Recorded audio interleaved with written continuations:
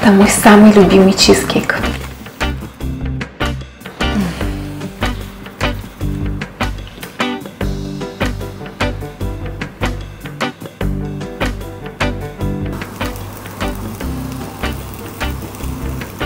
И снизу какой божественный.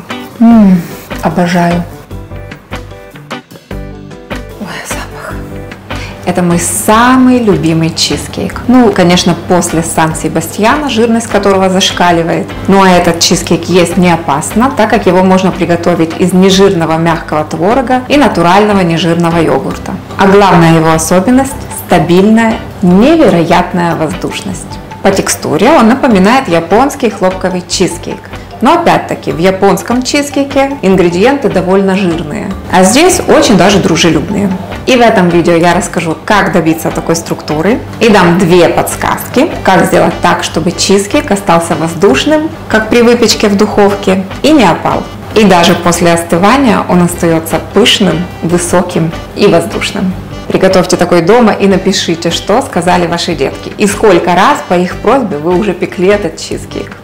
Ну, как вы могли уже, наверное, догадаться, такая воздушная сырная масса для выпечки получается за счет взбитых белков. Для этого берем 5 крупных яиц и отделяем белки от желтков. Для желтков выбираем миску поглубже и пошире. Там будет замешиваться вся основная масса. К желткам добавляем 500 грамм гладкого, незернистого, плотного творога. У меня 3% жирности. Конечно, можно использовать и более жирный творог 5 или 9% жирности. Можно и выше. Чем более гладкая структура у творога, тем лучше. Сюда же добавляем около 300 грамм натурального йогурта, без подсластителей и без фруктовых добавок. Жирность выбираете на свое усмотрение. Я беру от 1,5 до 3% жирности. Также добавляем пол чайной ложечки соли и 3/4 мерного стакана кукурузного крахмала. Это 85 грамм. Можно от 85 до 100 грамм крахмала взять. Теперь все эти ингредиенты пробиваем погружным блендером до абсолютной гладкости. Масса получается довольно густая.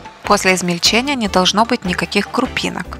Если же у вас более зернистый творог, то можете протереть через сито. Я обычно так не делаю, но вам показала на всякий случай, что такой прием тоже возможен. Тогда и крупинки у вас хорошо разойдутся. Как видите, в моей творожной массе крупинок нет.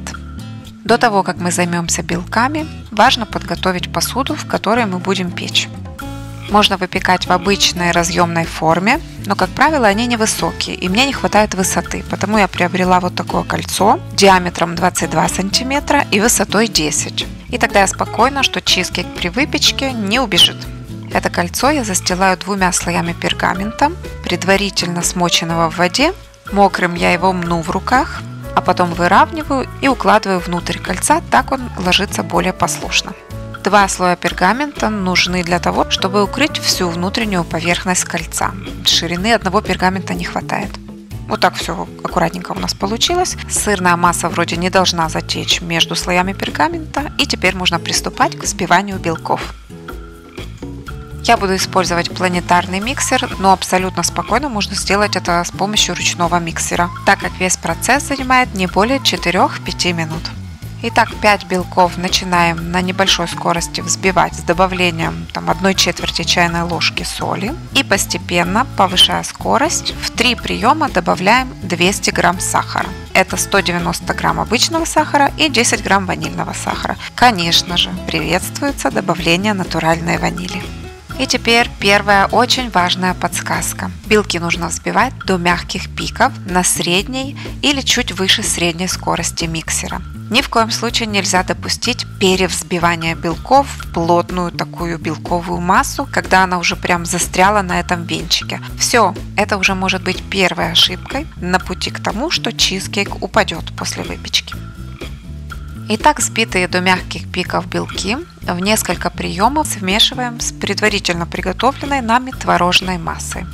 Смешиваем аккуратно, движениями сверху вниз, введя в белки сначала 1/3, аккуратно смешав, добавим еще 1/3, а далее всю эту пышную воздушную массу добавляем в оставшуюся творожную. Просто в широкой миске более удобно это смешивать, вы можете и не перекладывать. В общем, самое главное не спугнуть эти волшебные белковые пузырьки и смешать все очень аккуратно, но до однородности. Выливаем весь этот нежный воздух, иначе не назовешь, в подготовленную нами форму. Примерно масса должна занимать половину высоты формы.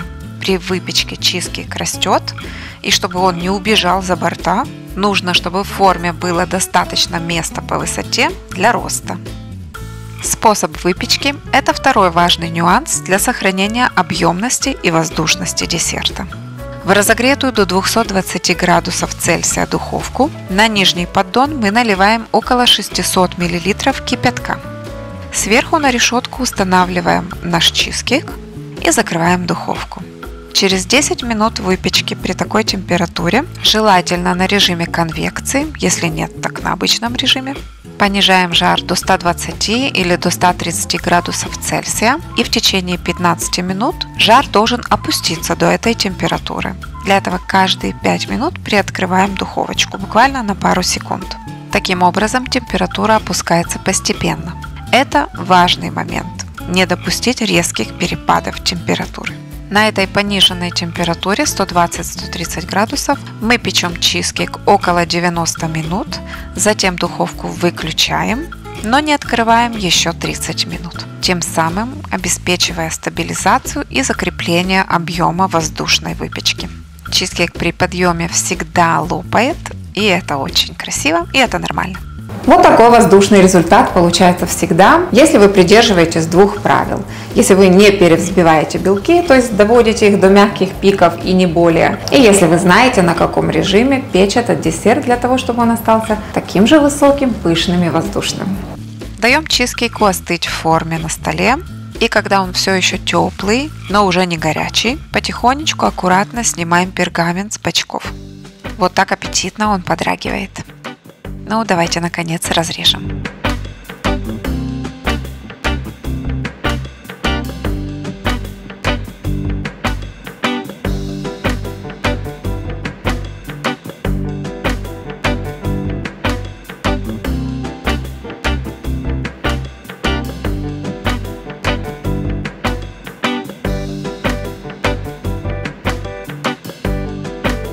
Кстати, иногда я готовлю на сахарозаменителе, и вот этот кусочек из холодильника я добавила вместо сахара 6 столовых ложек сахарозаменителя, который выглядит как сахар, но он просто более концентрированный. Этот чизкейк тоже классно держит объем, он очень вкусный, но, конечно, немного чувствуется, что там сахзам. Не могу остановиться. Ну хорошо, здесь хоть не Филадельфия, а творог 3% жирности. Если свежеиспеченный чизкейк у вас не сметут и вы будете его хранить в холодильнике, то я рекомендую его разогревать в микроволновке буквально полминуты. Он самый вкусный в теплом виде. Это тот рецепт, который навсегда останется в вашей кулинарной книге. Он очень вкусный, всегда получается, не жирный, но это не влияет на его вкус. И я еще не встречала ни одного человека, которому бы он не понравился. Не забудьте поддержать это видео лайком, пишите ваши комментарии или вопросы, если у вас есть. Ну и, конечно, делитесь этим видео с теми, кто любит готовить по-настоящему вкусные десерты.